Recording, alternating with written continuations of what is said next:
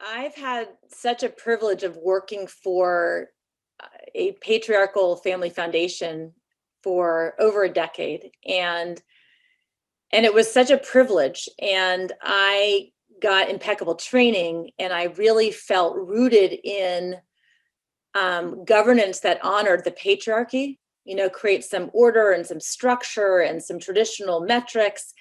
And it dawned on me during the end of my decade of service that there was something else out there.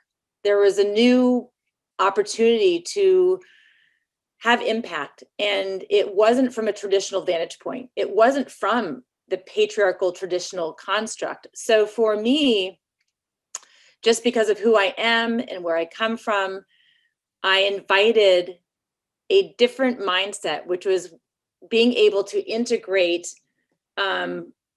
this approach, which is based not on gender or genitalia. It was really based on feminine values. What are feminine values? And both men and women could have these values, but it wasn't coming from an authoritative top-down approach like what we had done.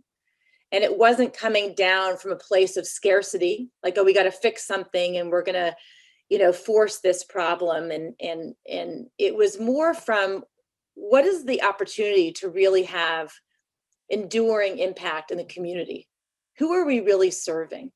How do we start to invite some of these questions where we're coming from a very heart-centric place? We're coming from a place of deep intentionality where we truly and genuinely want all of us to be better, all of us to have more access to food security, access to quality education, which everyone deserves, access to healthcare. Now, those might not be our areas of interest, but the ability to look at the whole environment, the whole ecosystem, and not just get stuck in these particular verticals was super attractive. And so just by asking different questions, how do we serve the whole community? How can we not make any assumptions about who we're serving, but really spend time listening? How do we not try to have an immediate quick fix solution, but really think more about this long-term, this endurance, just the way women are built to last. We are built for endurance. And how can we think about not just reacting to the moment, but really thinking about where are we in the context of the world?